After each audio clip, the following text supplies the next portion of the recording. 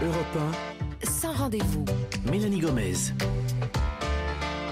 Heureuse de vous retrouver dans Sans rendez-vous, votre émission santé et bien-être. Nous sommes ensemble comme chaque jour jusqu'à 16h. Alors c'est le moment d'accueillir notre invité pour le dossier du jour. C'est vous, Dr Charles Laïdi. Bonjour. Bonjour, merci pour l'invitation. Avec plaisir. Vous êtes psychiatre au sein des hôpitaux universitaires Henri Mondor et membre de la Fondation Fondamentale. Alors aujourd'hui, avec vous, on va faire un focus sur la schizophrénie. D'abord, est-ce que c'est une maladie qu'on peut définir, on va dire simplement c'est quoi la schizophrénie ? Est-ce que c'est une maladie du cerveau, on peut dire ça ? Oui, tout à fait. On peut dire que c'est une maladie du cerveau. D'abord, ce qui est important, c'est qu'il y a plusieurs formes différentes de schizophrénie, mais globalement, on dit que la schizophrénie, elle est caractérisée par un délire ou des hallucinations, avec souvent une perte de contact avec la réalité, une désorganisation de la pensée, c'est-à-dire des difficultés pour structurer un petit peu sa pensée et aussi son discours, et enfin des symptômes négatifs, une tendance au retrait social. Il se passe quoi dans le cerveau de ces patients-là ? Parce qu'on dit que c'est une maladie du cerveau. Je sais pas, il y a des neurones qui je sais pas, de l'électricité pas comme il faut. Qu'est-ce qui se passe physiologiquement ? On le sait ou pas encore ? On ne le sait pas encore exactement. Ce qu'on sait, c'est qu'il y a certainement quelque chose qui est en lien avec un neurotransmetteur qui s'appelle la dopamine, qui serait présent en trop grande quantité dans le cerveau et notamment dans une zone qu'on appelle le cortex préfrontal, qui est situé à l'avant de la tête. Et donc, ce serait finalement... Qui est une zone de l'organisation de la pensée aussi. Et exactement, tout ça, hein, c'est ça, ouais. Exactement. Et donc, l'hypothèse, ce serait que trop de dopamine dans cette région du cerveau pourrait conduire aux symptômes de la schizophrénie. Et d'ailleurs, les traitements, souvent, c'est des traitements qui permettent de diminuer la dopamine. L'excitation à cette zone-là, parce exactement. que c'est ça, c'est un cerveau peut-être un peu trop excité. Jimmy, à vous. Est-ce qu'on a identifié des facteurs de risque de la maladie ? Est-ce que, par exemple, un terrain familial peut faire qu'on a plus de risques, nous aussi, de l'avoir ?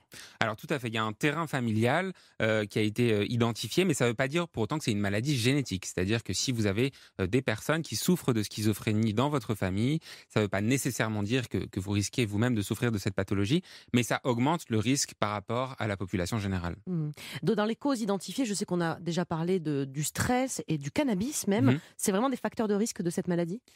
Tout à fait. Alors, on pense que, évidemment, le stress et le cannabis, à eux seuls, ne peuvent pas déclencher la schizophrénie, mais sur un terrain à risque, notamment, par exemple, un terrain génétique à risque, le cannabis, par exemple, peut précipiter l'arrivée de la maladie et aggraver aussi et faire que le pronostic, finalement, de la maladie devient moins bon. Ce qui veut donc dire que si jamais dans la famille, on a des gens qui souffrent de schizophrénie, si on a des enfants, eh bien, il faut leur dire, les sensibiliser encore plus.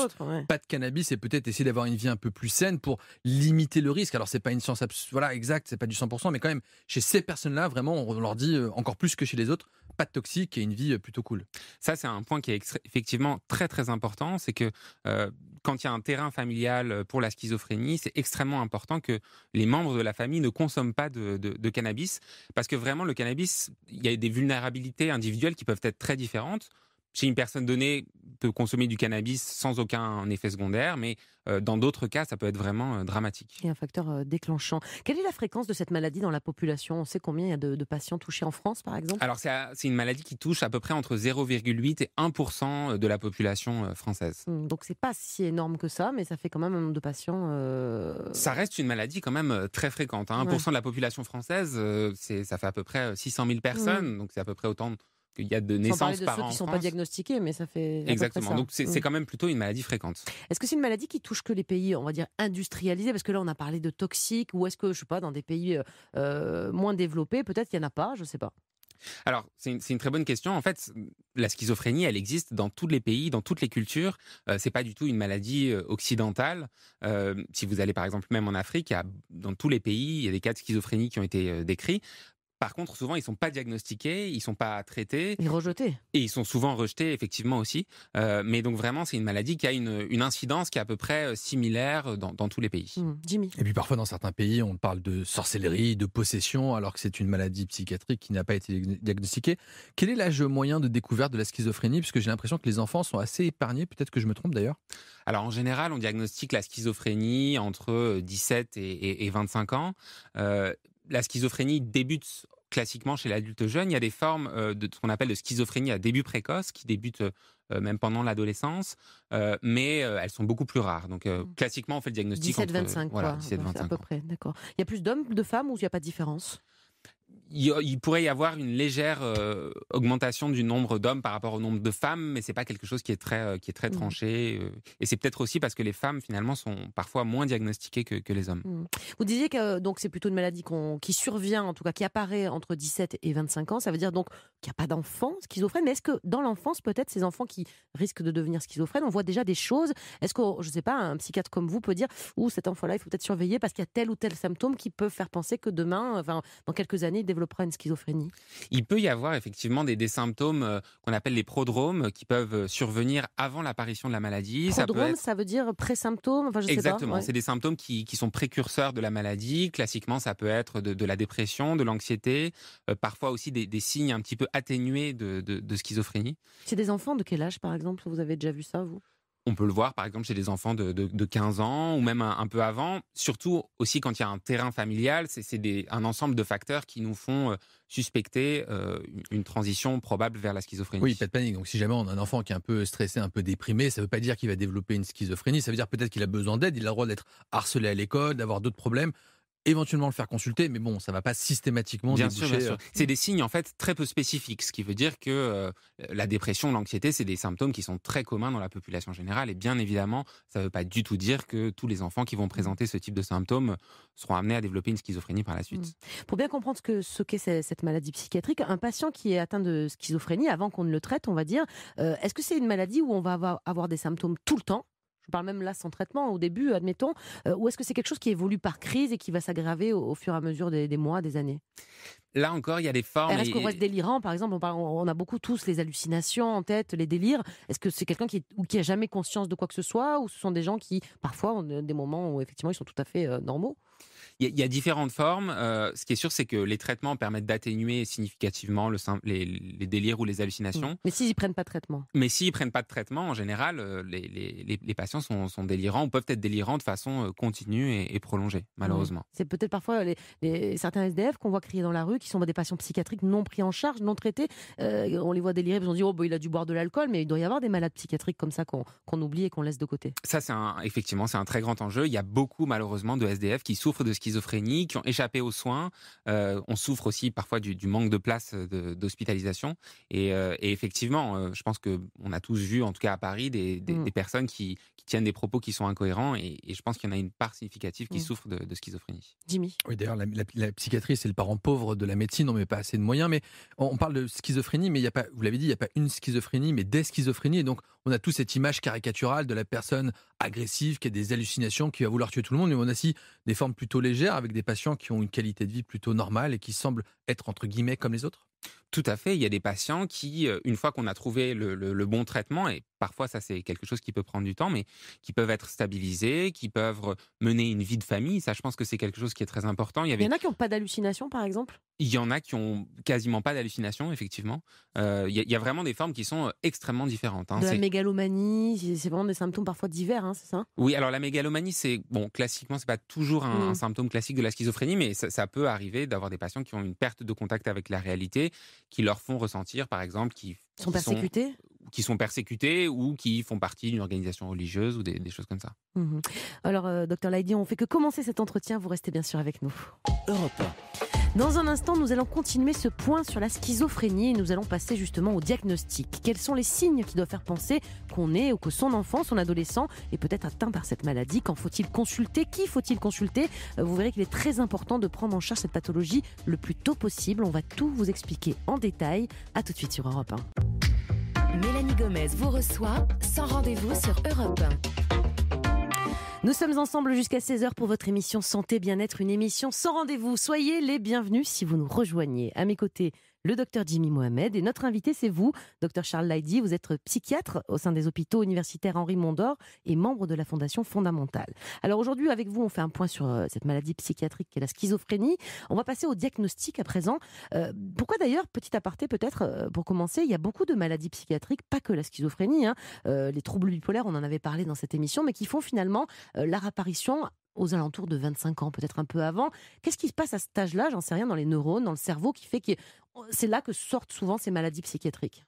Alors effectivement, en fait, on pense que c'est lié au fait que c'est le moment où le cerveau finit de se développer. Et donc, c'est des maladies qui touchent la fin du développement cérébral. Et c'est pour ça que ces maladies se déclenchent à ce moment-là et pas avant. D'accord. Jimmy? Lorsque on parle de schizophrénie, on est d'accord que ça peut démarrer avec un épisode brutal, un épisode un peu psychotique, ou ça peut aussi parfois être un peu insidieux, c'est-à-dire qu'on s'en rend pas forcément compte. Donc on a 2 modes d'entrée dans la maladie? Tout à fait. Il peut y avoir sur parfois même une durée de 1 an, une intensification progressive des symptômes ou parfois vraiment un début extrêmement brutal qui peut d'ailleurs souvent être déclenché par la consommation de drogue et de cannabis notamment. Et ça va se passer comment, par exemple, ce premier épisode inaugural? Alors, sans évidemment, il y a le secret médical, mais je sais pas, un des derniers patients que vous ayez diagnostiqué sur cette maladie, il s'est passé quoi, qu'on comprenne bien, pour cette première crise inaugurale, par exemple? Ça peut se manifester comment? Souvent, ça se manifeste avec ce qu'on appelle une perte de contact avec la réalité, c'est-à-dire que les patients ont le sentiment d'entendre des voix. C'est quelque chose déjà qui est extrêmement angoissant à vivre pour les gens. C'est des expériences qui sont... Qu'est-ce qu'il entendait, le dernier patient que vous avez diagnostiqué? Par exemple, des patients peuvent entendre des voix qui commandent leurs actes ou leurs pensées. Parfois même, ils entendent des voix qui parlent entre elles de lui. Souvent, ça peut être aussi des insultes ou des choses assez négatives. Et donc, ça met en fait les patients dans un état de stress constant et de grande détresse psychologique. Et cet épisode psychotique dont on vient de parler, s'il a lieu, donc si c'est vraiment cette façon brutale, parce que vous avez dit ça peut être aussi parfois un peu plus insidieux, je crois qu'il est vraiment très important de le considérer, de consulter derrière, parce qu'on est d'accord, le pronostic finalement de cette maladie, quand il est dépisté tôt, il dépend vraiment de cette prise en charge très précoce. C'est-à-dire qu'un enfant de 17 ans qui va dire à ses parents « Ouh là là, hier j'ai déliré », je ne sais pas, j'ai pas d'exemple en tête, mais les parents, il faut vraiment qu'ils amènent cet enfant consulter. Effectivement, ça c'est vraiment un point clé. On sait qu'un des facteurs pronostiques de la maladie, c'est la durée de la maladie non traitée. Plus il y a une durée de non-traitement qui est longue, moins le pronostic est bon, moins les traitements seront efficaces. Et donc, l'essentiel, c'est d'en parler immédiatement à son médecin généraliste. Parce que des ados qui font des crises, il y en a plein. Parfois, ils peuvent péter des câbles, enfin, je veux dire, ou délirer. On se dit, bon, il est jeune, ça va lui passer. Mais non, il faut vraiment... Oui, ce qui est vraiment significatif, c'est la perte de contact avec la réalité, le délire. C'est des choses qu'on ne voit pas quand même classiquement chez la majorité des adolescents. Donc, si on repère ces symptômes, il faut absolument aller vers les soins. Jimmy? C'est donc dire que plus tôt on traite la maladie, meilleur est le pronostic. Mais concrètement, quel est le risque de laisser une schizophrénie évoluer telle qu'elle? Parce que vous avez dit, parfois le patient entend des voix, mais ces voix peuvent lui dire aussi de se faire du mal. Il y a un risque de suicide aussi qui est important, ou parfois même d'agression chez les autres, et qui est souvent un peu surestimé par des faits divers un peu fantastiques. On a l'impression que le schizophrène est un tueur en série en puissance, alors que ça reste heureusement assez marginal. Effectivement, c'est un point qui est très important, c'est que la schizophrénie, c'est une maladie qui est pas associée à une dangerosité, où c'est vraiment une minorité de patients qui vont avoir des troubles du comportement qui peuvent les amener parfois à être agressifs envers autrui. Mais effectivement, on voit parfois des familles qui n'amènent pas leurs proches à consulter pendant plusieurs années, et ensuite ils sont hospitalisés, mais trop tard, et on est souvent confronté à une résistance au traitement et à des situations qui sont souvent assez difficiles. Alors on a parlé pas mal là, donc des délires, de la perte de contact avec la réalité. Vous parliez aussi au début d'autres symptômes, parce que c'est pas que ça la schizophrénie. Vous parliez aussi d'un appauvrissement affectif, social. C'est quoi ça comme symptôme? Alors ça, c'est des symptômes qui sont présents souvent dès le début de la maladie et qui s'aggravent parfois avec c'est un enfant qui s'isole, un ado qui reste tout seul. Exactement, c'est une tendance à l'isolement, une perte un peu d'intérêt pour son environnement, et les gens vont avoir du mal à nouer des relations sociales. C'est classique à l'adolescence pour le coup comme symptôme. Ouais. Exactement, mais quand c'est associé, et encore une fois, c'est pas un symptôme qui est spécifique, mais quand c'est associé aux autres symptômes, notamment de perte de contact avec la réalité, c'est ce genre de choses qui nous font suspecter le diagnostic de schizophrénie. Il y a des symptômes négatifs aussi, c'est quoi ça? C'est ça justement, les symptômes négatifs, c'est la tendance au retrait et au repli sur soi. D'accord. Jimmy? Comment est-ce que vous faites le diagnostic, puisque finalement il n'y a pas vraiment d'examen complémentaire? D'ailleurs, est-ce qu'on fait des examens peut-être pour rechercher d'autres causes, des causes médicales peut-être à cet état un peu psychiatrique? Alors on fait systématiquement une IRM cérébrale pour éliminer effectivement d'autres causes. Parfois une tumeur ou des choses comme ça peuvent être à l'origine de crises psychotiques ou pas? Exactement. Ouais. Parfois une tumeur peut mimer vraiment presque exactement les symptômes de la schizophrénie ou d'ailleurs d'autres pathologies, des accidents vasculaires cérébraux par exemple. Mais on fait toujours des examens pour éliminer d'autres causes. Donc le diagnostic, il est clinique, vous le faites en examinant le patient avec son histoire, ce qu'il a pu faire, Et puis une fois que c'est posé, c'est posé. Exactement. Le diagnostic, il est clinique. Actuellement, en tout cas, on ne peut pas encore s'aider d'examens comme l'imagerie pour faire le diagnostic de façon certaine. Donc il y a cette imagerie donc, pour vérifier effectivement qu'il n'y a pas une autre cause. Et puis vous vous interrogez, j'imagine, les proches, parce que si la personne est en plein délire quand on vous l'amène pour un diagnostic, c'est souvent quoi? Les parents, les proches qui vous racontent quels ont été les symptômes, et c'est sur cette base-là que vous faites le diagnostic? Oui, c'est vraiment un ensemble de facteurs. C'est-à-dire qu'on va voir comment est-ce que le patient est et on s'appuie évidemment énormément sur la famille pour faire le diagnostic parce que c'est eux souvent qui ont été les témoins du début de la maladie dans l'intimité de la famille. Alors quand il y a eu justement cet épisode psychotique inaugural, on va dire, une grande crise de délire ou d'hallucination, qu'on vous l'amène, ce patient, tout de suite c'est quoi? C'est hospitalisation en unité fermée, on n'a plus le droit de voir personne? Comment ça se passe le tout début de cette maladie quand on le prend en charge la première fois, le patient? On essaye en général de proposer une hospitalisation pour pouvoir faire le diagnostic. Ça ne se fait pas systématiquement dans une unité protégée. Ce qui est sûr, c'est que dans tous les cas, on essaye d'associer la famille à la prise en charge. Ça, c'est quelque chose qui est très important pour nous. On contacte dès le début de l'hospitalisation la famille. On leur propose de faire un entretien avec nous et avec le patient. Et voilà, on essaye ensuite d'avancer et de proposer le traitement adéquat. Comment se passe le diagnostic d'annonce, puisqu'il faut dire les choses, prononcer le mot schizophrénie? J'ai l'impression que c'est comme si on prononçait une condamnation à mort, surtout pour les proches. On a cette image terrible. J'ai perdu mon enfant, certains doivent avoir cette impression-là. Exactement, c'est compliqué à annoncer. Effectivement, ça peut être difficile et je pense que c'est aussi pour ça que c'est très important de pouvoir en parler à la radio, c'est que finalement les gens ont une représentation de la schizophrénie qui est celle un petit peu des croyances populaires, de la double personnalité. Le tueur en série, c'est exactement, un peu ça. Du tueur en série. Et ça, c'est dramatique parce que finalement, quand nous, en tant que médecins, on annonce ce diagnostic, ça renvoie forcément à tout un type de croyances et donc c'est pour ça qu'on prend vraiment notre temps pour le faire. D'abord, on le fait que quand on est vraiment je dirais quasiment certain du diagnostic, et on prend le temps aussi de déconstruire toutes ces croyances populaires. Donc vous leur dites quoi concrètement? On leur aux dit parents concrètement, on leur dit, on sait que c'est un Votre enfant va diagnostic avoir une vie normale, vous pouvez leur dire ça dès le début? Ça, de toute façon, en général, on s'engage assez rarement sur ça, mais on commence aussi parfois par leur dire, vous savez, c'est pas un dédoublement de personnalité, ça veut pas dire que votre enfant est dangereux nécessairement, et voilà, on fait preuve de pédagogie pour leur expliquer les symptômes, le traitement. Ça doit être très dur quand même pour les parents d'apprendre ça, ce diagnostic-là. C'est extrêmement difficile pour les parents, c'est aussi très dur pour les patients, parce que souvent c'est une maladie qui est chronique, donc ça veut dire à un âge souvent jeune d'imaginer qu'on va devoir vivre toute sa vie avec une maladie. Docteur Laïdi, on va faire une courte pause et on continue bien sûr cet entretien dans quelques minutes. 15h, 16h.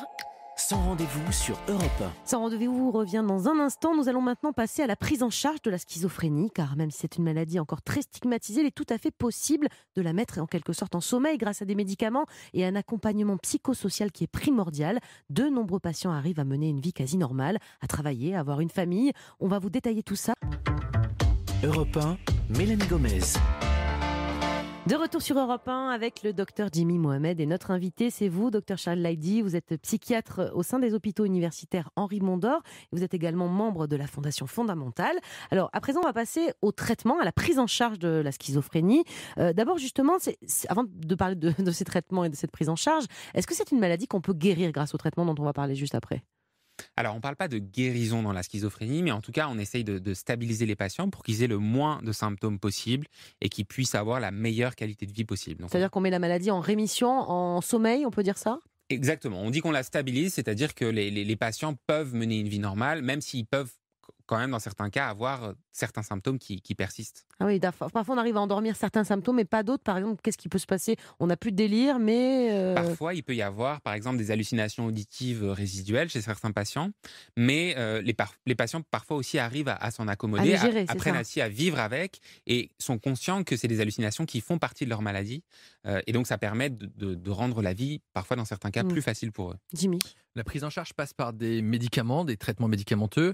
On a tous en tête les antipsychotiques. Et qui dit antipsychotique dit médicament très puissant qui va endormir les gens, qui va les rendre comme des zombies. Quelle est la réalité ? Alors, la réalité, c'est que nous, en tant que médecins, on essaye toujours d'utiliser la dose minimale efficace pour pas que les patients aient de sédation ou trop d'effets secondaires. Ce qui est vrai, par contre, c'est que les antipsychotiques, de C'est manière bien cette générale... famille-là qu'on utilise pour la schizophrénie. Ce sont les antipsychotiques. Tout à fait. C'est le traitement de référence médicamenteux. C'est le traitement de référence médicamenteux et on essaie toujours de trouver la dose minimale pour avoir le moins d'effets secondaires possible. Mais vous en avez beaucoup, je crois, à votre disposition. Il n'y a pas qu'une molécule qui permet de guérir ces patients, enfin de les mettre en rémission, on va dire. Donc parfois, la première ne marche pas, ou est-ce qu'à tous les coups, on met un antipsychotique et ça fonctionne ? On a beaucoup d'antipsychotiques, effectivement, disponibles, mais on n'a pas de moyen de prédire leur efficacité. Et donc finalement, comme on doit attendre à peu près environ 6 semaines pour savoir si un antipsychotique est efficace ou non, lorsqu'un traitement ne marche pas, on n'a pas d'autre choix que d'attendre et d'en essayer un autre. Et c'est pour ça que parfois, ça peut être assez long de trouver... Il y en a qui résistent vraiment aux médicaments, chez qui ça ne marche pas, il faut en essayer vraiment de nombreux. Effectivement, il y a des patients qui ne répondent pas au traitement, souvent d'ailleurs ceux qui arrivent vers les soins trop tard. Et dans ces cas-là, on est obligé d'utiliser séquentiellement des traitements jusqu'à ce qu'on trouve finalement le bon traitement qui permette d'aider les patients. Jimmy ? Et une fois qu'on a trouvé ce bon traitement avec la dose minimale efficace, certains, vous l'avez dit, arrivent à avoir une vie sociale normale, une vie de famille, travailler, avoir des amis et ne pas être exclu, parce qu'un des risques de la schizophrénie, finalement, c'est d'être en dehors du monde social. Et donc ça fait peur, mais donc vous avez des patients qui vont bien en fait avec le traitement ? Bien sûr, bien sûr. Vous en avez qui travaillent ? On en a qui travaillent, on en a qui sont épanouis, qui ont une vie de famille. Il y avait toute une campagne de pub de la Fondation Fondamentale qui présente des patients qui souffrent de schizophrénie qui se marient. Et vraiment, on peut être tout à fait heureux, même avec la schizophrénie, avoir une vie de famille. Quel type de métier vos patients, par exemple, qu'on ait une idée, ils travaillent vraiment, n'importe quel métier ? On a des patients ingénieurs qui prennent des traitements, qui sont stabilisés, qui ont été hospitalisés une fois il y a 20 ans, pour qui on a trouvé le bon traitement et qui arrivent tout à fait à travailler. Ça, c'est très encourageant d'entendre ça, effectivement. Une première hospitalisation au départ, quand la maladie survient, et puis finalement, une fois le traitement trouvé, une vie normale, quoi. Exactement, et ils prennent leur traitement en général de façon régulière. C'est tous les jours, ces médicaments-là ? C'est tous les jours. Alors, il existe aussi des formes retard qui permettent d'avoir juste, par exemple, une injection tous les mois. Mais c'est pas rare de voir des patients stabilisés depuis plus de 10 ans, plus de 20 ans, qui ont des rendez-vous réguliers avec leur psychiatre, mais qui arrivent à mener une vie tout à fait normale. C'est très encourageant ce qu'on entend. Jimmy, à vous. Néanmoins, ça reste une pathologie chronique comme l'hypertension ou le diabète, et donc les traitements, ils sont souvent à vie, avec parfois des hauts et des bas, donc parfois on doit peut-être ajuster les traitements ? Tout à fait, ça c'est sûr que c'est difficile de trouver le bon traitement et ça nécessite parfois de changer. On essaye en tout cas de s'adapter au mieux aux patients, à ses désirs, aux effets indésirables éventuellement qu'il peut ressentir. Quels sont les effets indésirables de ces médicaments, les neuroleptiques par exemple ? Alors, les neuroleptiques, ça peut d'abord entraîner une sédation, c'est-à-dire endormir un petit peu. Ça peut aussi provoquer une constipation. Ça, c'est un effet secondaire fréquent ? Qui est un effet secondaire qui est très fréquent et qui est souvent parfois très gênant, dont d'ailleurs souvent on ne parle pas beaucoup. Jimmy en parle. Je crois que c'était votre sujet pendant vos études. La complication grave de la vrai. constipation chez le patient psychiatrique. Souvent, parce qu'on oublie de le dire, mais quand ils prennent des neuroleptiques, c'est comme s'ils prenaient de l'imodium ou du Smecta à très forte dose. Ça les constipe très constamment. fortement. Et en plus, souvent, ils se plaignent pas trop de douleur en fait. Donc parfois, il y a un retard diagnostique et donc ils sont même parfois exclus de la prise en charge médicale parce qu'ils ont des complications, ils sont en surpoids parce qu'ils ont pris des traitements, ils marchent moins, ils font moins d'activité, donc ils font plus de pathologies cardiovasculaires, mais sans se plaindre. Et donc l'enjeu, c'est de les rattraper, quoi. Donc c'est vrai qu'il y a des vrais effets, mais au profit parfois d'une qualité de vie un peu acceptable. Donc, exactement. Et puis il y a des choses qu'on peut faire contre la constipation. On peut donner par exemple des traitements laxatifs. On peut modifier l'alimentation aussi en conséquence pour éviter des formes graves de constipation. Et donc ces traitements, par exemple chez une femme qui serait atteinte de schizophrénie, ça n'empêche pas une grossesse éventuelle dans le futur ? Parce que vous avez dit, quand le diagnostic tombe chez une jeune femme, par exemple, j'en sais rien, de 18 ans, elle aura peut-être envie d'avoir un enfant un jour. Est-ce que ça voudrait dire qu'elle va devoir arrêter ses médicaments ? Elle peut les continuer ? Comment ça se passe avec la grossesse ? Alors la schizophrénie déjà ne contre-indique pas du tout le fait d'avoir des enfants. On peut maintenir certains traitements pendant la durée de la grossesse. Ce qui est sûr, c'est qu'il faut, pendant cette période, un suivi qui est renforcé. Mais vraiment, en aucun cas, il y a beaucoup de neuroleptiques qu'on peut donner pendant la grossesse et qui ne sont pas associés à des malformations ou un risque tératogène. Jimmy ? La prise en charge, on a dit, ça passe par des traitements médicamenteux, mais aussi par une prise en charge psychosociale. En quoi ça consiste concrètement ?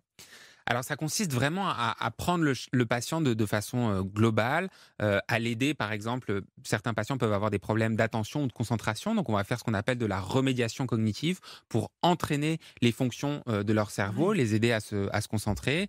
On va aussi essayer de leur trouver, de les guider en tout cas vers une activité professionnelle qui soit adaptée à leurs besoins.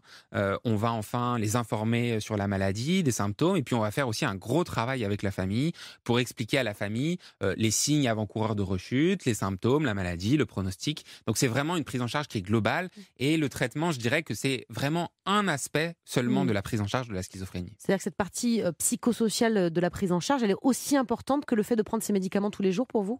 Tout à fait. Pour moi, elle est vraiment essentielle et notamment aussi l'information du patient et de sa famille parce que finalement, si vous devez prendre un traitement tous les jours mais qu'on ne vous explique pas vraiment pourquoi, il n'y a aucune raison de le prendre vraiment. Donc l'éducation thérapeutique aussi, c'est un point qui est vraiment essentiel dans cette maladie. Ce sont des patients qui, je sais pas, font de la psychothérapie aussi, de la thérapie par la parole. C'est important ça pour eux ? Bien sûr, ça peut être. On peut tout à fait leur proposer une thérapie de soutien ou une thérapie, par exemple, qui sont destinées à diminuer leur niveau d'anxiété, puisqu'on sait que dans la schizophrénie, le niveau d'anxiété, quand il est élevé, risque de favoriser la résurgence des symptômes. Et donc, on propose toute une gamme différente de psychothérapie, mais qui est là encore toujours adaptée à la situation de chaque patient. J'avais même entendu parler de travaux sur l'activité physique pour les malades psychiatriques et notamment des schizophrènes.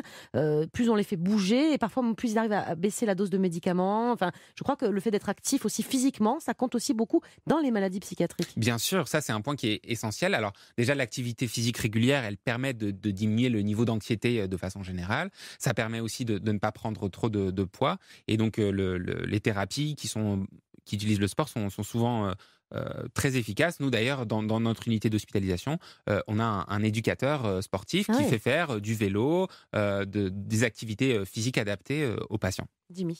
Je suis encore un jeune médecin, j'ai beaucoup de choses à apprendre, mais j'ai l'impression que dans la prise en charge de la schizophrénie, on stagne un peu, on est toujours autour des mêmes molécules plus ou moins. Est-ce qu'il y a des enjeux de la recherche ? Est-ce qu'on a des pistes qui pourraient être dans le diagnostic ou dans le traitement de la maladie plutôt encourageant ?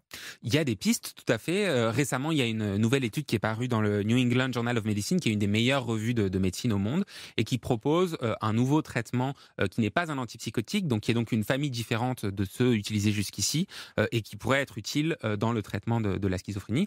Et puis, je dirais que la recherche en psychiatrie, c'est un domaine très riche, très vaste, très actif, et je pense qu'on a besoin de soutien pour continuer cette recherche, et qu'il y a évidemment dans cette recherche des espoirs thérapeutiques. En préparant cette émission, on me dit qu'il y avait beaucoup d'enjeux de la recherche aussi dans cette maladie autour de l'imagerie cérébrale, c'est-à-dire pour chercher quoi, par exemple, pour améliorer quoi ? Alors, dans l'imagerie cérébrale, en fait, on cherche déjà à comprendre mieux cette maladie, puisqu'on a des pistes, mais en tout cas, aujourd'hui, pas vraiment de certitude. En utilisant des méthodes, par exemple, de machine learning, d'intelligence artificielle, on pourrait espérer un jour avoir une aide au diagnostic. Et puis, je vous parlais tout à l'heure des traitements pour lesquels on ne sait pas quel patient va répondre à quel traitement. L'enjeu aussi, ce serait que l'imagerie pourrait permettre d'aider à la prédiction de la réponse à tel ou tel traitement. Et ça, c'est quelque chose qui pourrait nous faire gagner en pratique énormément de temps. Et ça, il y a déjà des travaux en cours sur ce point-là. Il y a beaucoup de travaux en cours, notamment qui sont menés en lien avec la Fondation fondamentale, au centre de Neurospin, et il y a beaucoup de chercheurs, d'ailleurs en France et dans le monde, qui travaillent sur ce sujet. Et donc de l'espoir. Merci beaucoup, Dr Lahidi, d'avoir accepté de répondre à nos questions sur cette maladie encore très stigmatisée qu'est la schizophrénie. Merci encore. Merci à vous. Europe 1.